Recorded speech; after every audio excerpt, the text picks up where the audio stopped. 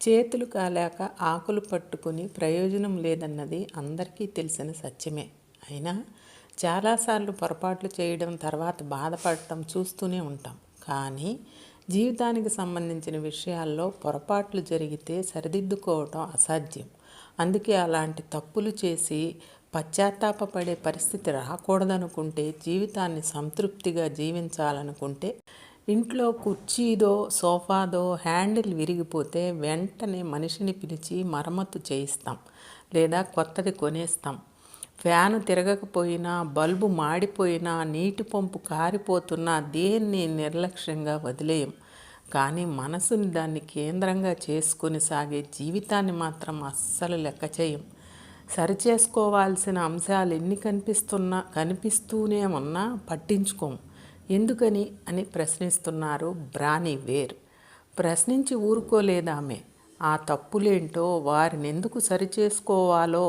ఎందుకు సరిచేసుకోవాలో చెబుతూ ఏకంగా ఓ పుస్తకమే రాశారు.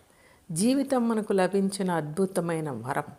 దాన్ని ఆశాంతం ఆస్వాదించి తృప్తిగా కన్ను మూయాలి, కానీ తీరని కోరికలతో, అసంతృప్తితో వగస్తు కాదు అంటారామె.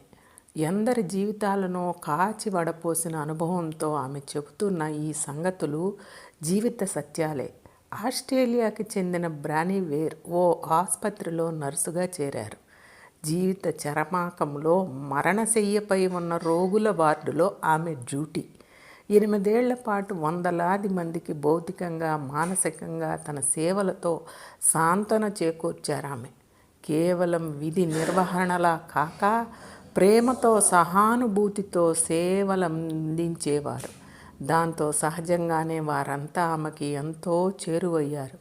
జీవితమంతా అయిన వారికి ఎవరికి చెప్పుకోలేక మనసులోనే దాచుకుని సతమతమైన సంగతులెన్నో ఆమెతో పంచుకునేవారు. చెప్పి ఊరుకోకుండా తమలాగా ఇతరులు బాధపడకూడదు కాబట్టి అందరికీ మా గురించి చెప్పమని కూడా అడిగేవారట. ఆ పేషెంట్లలో ఆడ, మగ, పేద, గొప్ప, పెద్ద, చిన్న అందరూ ఉన్నారు. భిన్న నేపథ్యాలు, సంస్కృతులకు చెందిన వారైనప్పటికీ అందరి మాటల్లోనూ ఓ సామ్యం.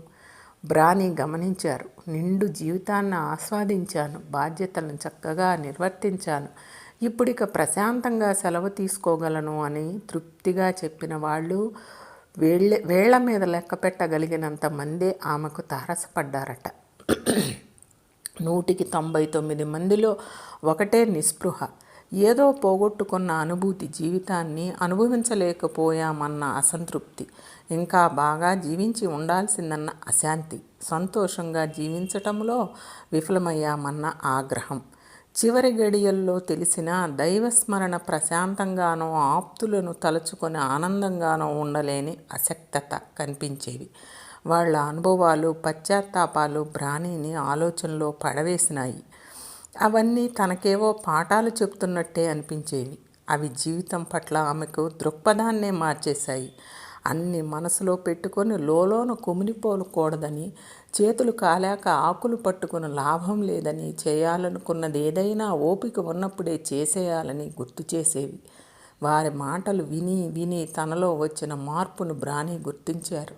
తన ఆలోచనను ఇన్స్పిరేషన్ అండ్ ఛాయ్ అన్న బ్లాకులో రాసుకోవడం ఆమెకి అలవాటు. అందులోనే చివరి దశలో కొన్ని పశ్చాత్తాపాలు అన్న వ్యాసం రాశారు బ్రానీ. అది వైరల్ అయింది. దాదాపు 1 కోటి మంది దాన్ని చదివారు. అది చదివాక తన ఆలోచనలో మార్పు వచ్చిందని, మరింత వివరంగా మీ అనుభవాలను తరచూ పంచుకోండి అని అడుగుతూ మెయిల్స్ రాసేవారట.